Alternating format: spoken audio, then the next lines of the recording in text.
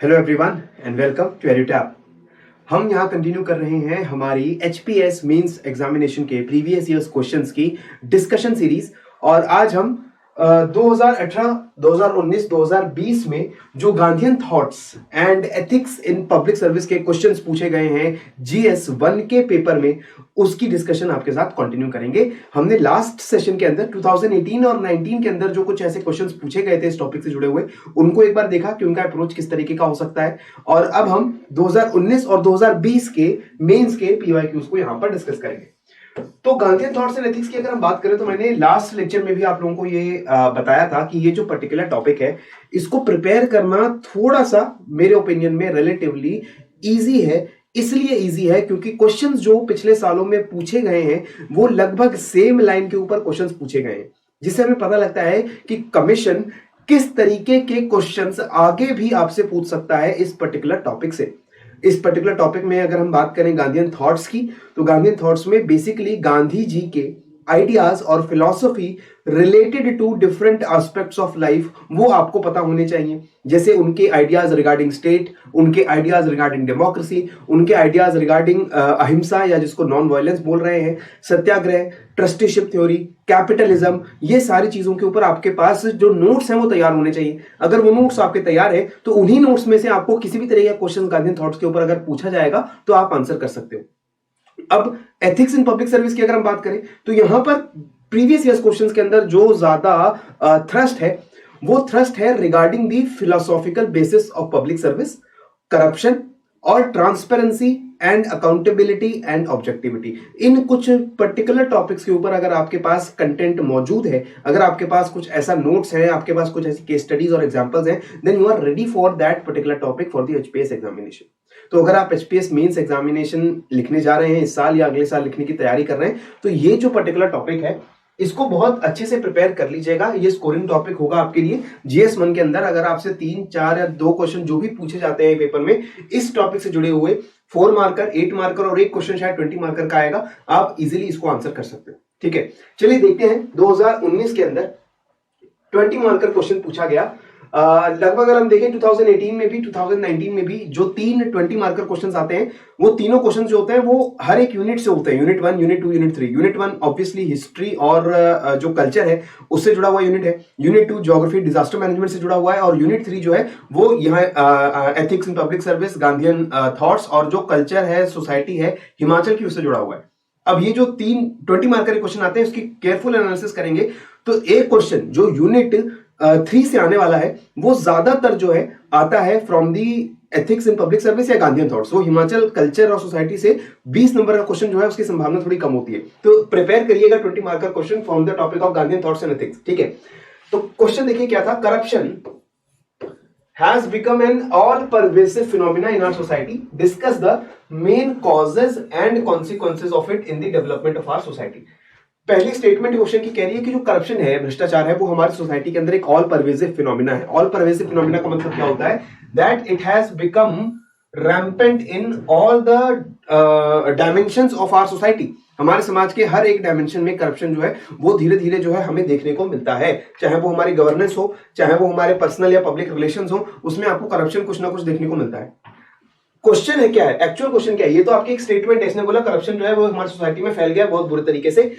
अब आपको डिस्कस क्या करना है? डिस्कस करना है इसके कारण क्या है और उसके प्रभाव क्या है, इसके कॉजेस क्या है, कॉन्सिक्वेंसेस क्या है और डेवलपमेंट के ऊपर क्या कॉन्सिक्वेंसेस है वो आपको बताना है। ठीक है, डिस्कस करने का मतलब आई होप आपको पता ही है। डिस्कस का मतलब होता है कि यहां पर जैसे बोला discuss the causes and consequences, तो बेसिकली आपको जितने कॉजेस आपको लगते हैं करप्शन का और परवेजिव होने के, करप्शन इतना ज्यादा होने के और उसके क्या कॉन्सिक्वेंसेस होते हैं, उनको आप एक एक करके लिस्ट डाउन कर देंगे और लास्ट में अपना एक व्यू पॉइंट देंगे कि आपको क्या लगता है कि इस ये जो करप्शन है इसके इंपैक्ट या इसके कॉजेस किस तरीके से उससे आप जूझ सकते हैं, किस तरीके से आप उसको एलिमिनेट कर सकते हैं। तो सबसे पहले इंट्रोडक्शन लिखना है हमें 20 मार्क के क्वेश्चन के लिए। 400 वर्ड्स होते हैं। ये जो 3 क्वेश्चन आएंगे ना 20 नंबर के, 60 मार्क्स, इसके अंदर बहुत ज्यादा स्कोप होता है कि आपका मेक और ब्रेक हो जाएगा। आप अच्छे मार्क्स GS1 या 2 या 3 जो भी पेपर है उसके अंदर स्कोर कर पाओगे या नहीं कर पाओगे।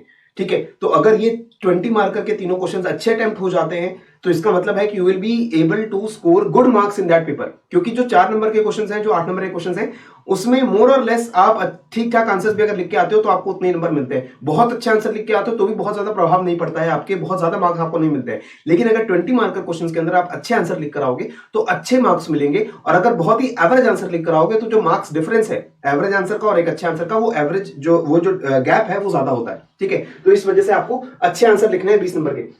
तो इंट्रोडक्शन में मैंने क्या कहा कि देखो, yes today many have started to believe कि करप्शन जो है वो जरूरी है सोसाइटी के अंदर, एक नेसेसरी सोशल ईवल है, और इसीलिए हर कोई इसको एक तरीके से लेजिटिमाइज कर देता है। हम करप्शन को क्रिटिसाइज जरूर करते हैं, लेकिन जब भी अपने पे बात आती है हम करप्शन करने से पीछे नहीं हटते।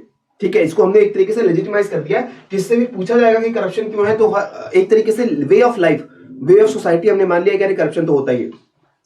इसकी वजह से क्या हो रहा है, people fail to understand that such a view is fallacious which will only help to perpetuate human suffering. अब यहां पर मैंने करप्शन परसेप्शन इंडेक्स की जो रिपोर्ट है उसको यहां पर कोट कर दिया है, जिसमें इंडिया को 85th most corrupt country in the world बोला गया है। तो ऑटोमेटिकली दिखा रहा है कि हमारा, अगर हम वर्ल्ड में भी देखें तो करप्शन के मामले में इंडिया कोई बहुत अच्छा परफॉर्मेंस नहीं कर रहा है।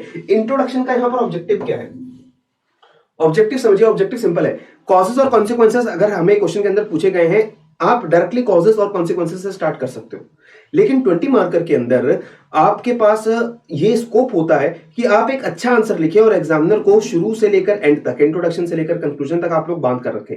और इंट्रोडक्शन अगर थोड़ा अच्छा लिख दोगे आप तो फर्स्ट इंप्रेशन एग्जामिनर के ऊपर बहुत अच्छा बनता है, you will be able to score very good marks out of 20। ठीक है, तो इंट्रोडक्शन में मैंने बेसिकली क्या किया कि जो corruption has become an all pervasive phenomena in society, ये जो स्टेटमेंट लिखी थी, इस स्टेटमेंट को मैंने थोड़ा जस्टिफाई करने की कोशिश की है कि क्वेश्चन के अंदर जो बात लिखी है ये बात सच है कि आज के समय में सोसाइटी के अंदर करप्शन बहुत फैल चुका है। वो कैसे जस्टिफाई हो रहा है, क्योंकि हमारी करप्शन परसेप्शन इंडेक्स में रैंकिंग जो है वो खराब है। इसका मतलब यस, हमारे यहाँ करप्शन जो है ऑल परवेसिव है, और हमारे यहाँ जो एक धारणा ये बन गई है कि करप्शन एक सोसाइटी के अंदर है ही, एक ईवल है और जरूरी है, तो ये चीज भी हमारे करप्शन को इतना ज्यादा बढ़ने में जो है मदद कर रही है। अब जाकर के हम कॉजेस के ऊपर आते हैं। ठीक है, उसके बाद कॉजेस पे आते हैं। तो कॉजेस क्या है, कॉजेस एक एक करके मैंने यहाँ पर 6 कॉजेस लिस्ट डाउन कर दिए हैं।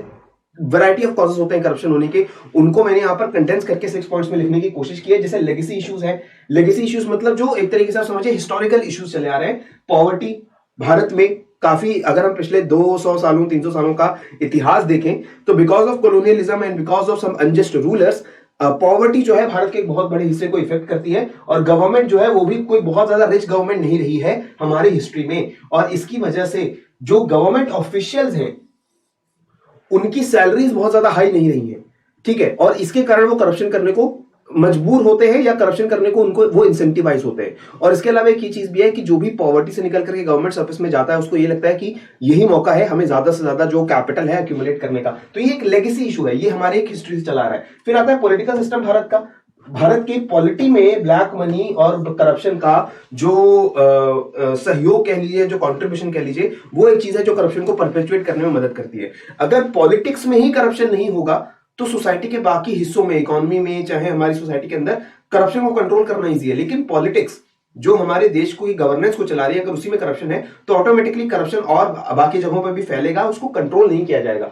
फिर इकोनॉमिक स्ट्रक्चर भारत का ऐसा है, वेल्थ का अनइक्वल डिस्ट्रीब्यूशन है, और जो अगर हम देखें कि इकोनॉमिक गैप जो है नेशन का वो जितना ज्यादा होता है उतना ज्यादा करप्शन होता है। अगर रिच और पुअर के बीच में बहुत ज्यादा डिफरेंस होगा उतना ज्यादा करप्शन होगा। लीगल लैक्यूने हैं, हमारे जो लॉज है शायद करप्शन को लेकर के उतने स्ट्रांग नहीं है। एडमिनिस्ट्रेटिव लूपहोल्स हैं, ऑफिशियल्स जो हैं वो किसी भी तरीके से जो करप्शन अगर करते हैं वो किसी भी तरीके से बचने के लूपहोल्स जो हैं वो दिए हुए हैं एडमिनिस्ट्रेटिव लैक्यूने के अंदर। एंड सोशल प्रॉब्लम्स भी हैं, माइंडसेट जो है सिटीजनरी का वो प्रॉब्लम को सीरियसली नहीं ले रहा है अभी, और उसको एक necessary part of the system वो मान के चलता है कि सरकार है तो करप्शन तो होगा ही। ठीक है, उसको सही करने की जो इच्छा शक्ति है वो यहां पर देखने को नहीं मिलती है। फिर करप्शन के कॉन्सिक्वेंसेस लिस्ट डाउन कर दो। करप्शन के कॉन्सिक्वेंसेस तो बहुत ऑब्वियस है कि डेवलपमेंट हिंड्रेंस होगी। अगर करप्शन होगा ज्यादा तो ऑब्वियसली जो डेवलपमेंट के काम है वो उतने अच्छे से एफिशिएंटली जो है नहीं हो पाएंगे। इकोनॉमिक लॉस होता है देश का, कलेक्शन में जो टैक्स का कलेक्शन है वो कम होगा अगर आप करप्शन कर रहे हैं, ब्लैक मनी को बढ़ावा दे रहे हैं। अगर टैक्स कलेक्शन कम होगा तो अगेन डेवलपमेंट वर्क्स पे जो सरकार खर्चा करती है वो कम होगा। नेशनल सिक्योरिटी को हार्म होता है, नेशनल सिक्योरिटी, देश की इंटेग्रिटी, सॉवरेनिटी को भी सेफगार्ड करने के लिए करप्शन नहीं होना चाहिए। अगर करप्शन है तो गवर्नमेंट ऑफिशियल्स वो प्रोन हो जाते हैं कि भारत की सिक्योरिटी, इंटेग्रिटी को भी वो खतरे में डाल सकते हैं। सोशल सेक्टर के लॉसेस होते हैं, सिस्टम में फेथ जो है वो सरकार की तरफ और जो एडमिनिस्ट्रेशन है उसकी तरफ लोगों का कम होता जाता है। और ये बहुत ही अगर देखें तो खतरनाक चीज है कि अगर सिटीजंस का faith in their administration and government अगर वही हिल जाएगा तो देश जो है उसको बने रहने के लिए बहुत ज्यादा मुश्किल होती है। ये सारी चीजें हैं कॉजेस, राइट। लास्ट में यहां कंक्लूजन में मैंने आपको क्या दिया है कि कुछ तरीके भी मैंने यहां पर सजेस्ट कर दिया है कि how you can fight the corruption in the system, right. हालांकि क्वेश्चंस के अंदर ये पार्ट नहीं पूछा गया है। क्वेश्चन में अगर आप देखोगे आपसे ये नहीं पूछा गया है कि how can we control corruption, but here I have given you this data because I want you कि ये इंडिकेटिव आंसर है, इसको आप नोट्स की तरह यूज करें, इसको आप देखेंगे किस तरीके से अगर आपसे क्वेश्चन पूछ लिया जाए that how you can control corruption, what steps can be taken to eradicate this problem of corruption और control this problem of corruption, तो आप इन चीजों को यूज कर सकते हैं। अदरवाइज अगर ये चीज ना पूछी जाए तो इवन अगर आपके पास टाइम नहीं है, आपके पास वर्ड लिमिट का जो है शॉर्टेज है, you can skip this part, no issue. Next चलते हैं क्वेश्चन नंबर 2। 2020 में 60 वर्ड्स में आपको आंसर करना था 4 मार्क्स के लिए। Mention the philosophical basis of public service. अगर आपको याद हो 2018 में भी ये क्वेश्चन पूछा गया था एक तरीके से। तो पब्लिक सर्विस का फिलोसॉफिकल बेसिस क्या है, पब्लिक सर्विस की फिलॉसफी क्या है, तो यहां पर सिंपल है, आप थॉमस होब्स को कोट करेंगे कि होब्स ने सोशल कॉन्ट्रैक्ट थ्योरी दी, उसमें उन्होंने क्या बोला कि जब भी हम गवर्नेंस की बात करते हैं this is basically a kind of contract between people and the government. हर इंसान के पास, हर व्यक्ति और सिटीजन के पास कुछ अपने अधिकार और पावर्स होते हैं। उन अधिकारों और पावर्स को आप सरेंडर कर देते हैं टुवर्ड्स गवर्नमेंट। जैसे कुछ अधिकारों को आप सरेंडर कर देते हैं टुवर्ड्स गवर्नमेंट ताकि गवर्नमेंट आपको कंट्रोल कर सके। उसके बदले में गवर्नमेंट आपको सर्विस देती है, उसके बदले में गवर्नमेंट आपको सिक्योरिटी देती है और जो बाकी आपके राइट्स हैं, जो बचे हुए राइट्स हैं, उनको प्रोटेक्ट करने का काम करती है। तो ये होती है सोशल कॉन्ट्रैक्ट थ्योरी। अगर साफ और सिंपल शब्दों में इसको समझने की कोशिश करें तो जैसे गवर्नमेंट को हम टैक्स देते हैं, यानी कि अपना कमाया हुआ जो पैसा है, हमारी हार्ड एंड मनी है, वो मनी का कुछ पोर्शन हम गवर्नमेंट को देते हैं। उसके बदले में गवर्नमेंट क्या देती है, गवर्नमेंट हमें सर्विसेज प्रोवाइड करती है। तो ये है सोशल कॉन्ट्रैक्ट। अगर देखा जाए अगर हम गवर्नमेंट को टैक्स ना दें तो गवर्नमेंट हमारे लिए खर्चा नहीं कर पाएगी, तो ये सोशल कॉन्ट्रैक्ट है। गवर्नमेंट हमें सिक्योरिटी प्रोवाइड करती है, गवर्नमेंट पुलिस सर्विस चलाती है, उसके बदले में जो है हम अपने कुछ राइट्स, अपने कुछ पावर जो है उनको कंट्रोल करके रखते हैं, ठीक है। तो ये होती है social contract. The contract had terms where members of society would give up certain rights to acquire basic services in return being provided by the government, ठीक है। यही बात जॉन लॉक भी कहते हैं, रूसो भी कहते हैं, जो अपने आप में एक बहुत बड़े यूरोपियन थिंकर्स रहे हैं। तो ये है philosophical basis for public service. तो पब्लिक सर्विस का फिलॉसफी क्या है, पब्लिक की सर्विस आप इसलिए कर रहे हो बिकॉज पब्लिक ने अपने कुछ राइट्स और पावर्स को सरेंडर किया है आपके अगेंस्ट, ठीक है। इसीलिए जब हम जजेस, कोई जज हाई कोर्ट में, सुप्रीम कोर्ट में या फिर डिस्ट्रिक्ट कोर्ट्स में कोई प्रोनाउंसमेंट करता है, कोई जजमेंट देता है, तो हम उसको मानते हैं। हम क्यों मानते हैं, बिकॉज हमने वो राइट और पावर उसको दी है कि आप जो भी जजमेंट देंगे हम मानेंगे। इसी तरीके से जो हमारे डीएम होते हैं डिस्ट्रिक्ट के अंदर या हमारे पुलिस ऑफिसर्स होते हैं, उनकी बातों को माना जाता है। लॉ एंड ऑर्डर के लिए जब वो मान लीजिए सेक्शन 144 लगा दे या इंटरनेट बंद करने का फैसला ले लें बिकॉज ऑफ सम रीजन, तो वो चीज हम मानते हैं कि ठीक है हम इंटरनेट एक्सेस नहीं कर पाएंगे, हम अपना ये इंटरनेट एक्सेस करने का राइट आपको सरेंडर कर रहे हैं। उसके बदले में क्या होगा, उसके बदले में आप हमें सिक्योरिटी प्रोवाइड कर रहे हैं। तो ये चीज होती है सोशल कॉन्ट्रैक्ट और यही है philosophical basis of public service, ठीक है। तो इसको आप यहां पर बहुत इजीली कोट कर सकते हो। ये अगेन आई एम सेइंग ना कि ये चीज प्रिपेयर करना बहुत इजी है और इसी के ऊपर आपको ऐसे 4 नंबर के 8 नंबर के क्वेश्चन पूछे जाते हैं, क्लियर। नेक्स्ट क्वेश्चन देखते हैं। 2020 में क्वेश्चन पूछा गया अगेन 60 वर्ड्स 4 मार्क्स के लिए।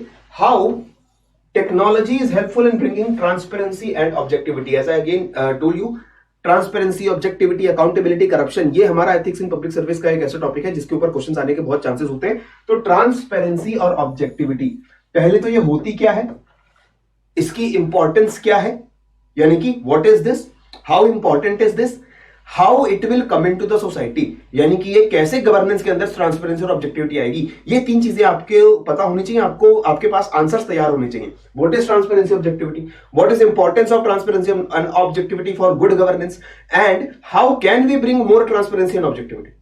जब how can we bring transparency की बात आती है तो उसमें आपको टेक्नोलॉजी का भी सहारा लेना पड़ता है कि इन मॉडर्न टाइम्स टेक्नोलॉजी हमारे पास एक ऐसा टूल अवेलेबल है जिसको यूज करके we can bring more transparency, more accountability and more objectivity in our governance. तो वही चीज मैंने यहां पर लिख दी है कि टेक्नोलॉजी जो है वो ब्रिज की तरह काम करती है between government and citizen, facilitating the governance. इसलिए ई गवर्नेंस की हम लोग ज्यादा बात करते हैं और टेक्नोलॉजी से डेमोक्रेटाइज हो जाते हैं फंक्शंस ऑफ द गवर्नमेंट। लोगों के पास जो पहुंच है, खास तौर पर लोगों की जो इंफॉर्मेशन है, इंफॉर्मेशन, सिटीजन्स को एम्पावर करने के लिए सबसे जरूरी होती है इंफॉर्मेशन।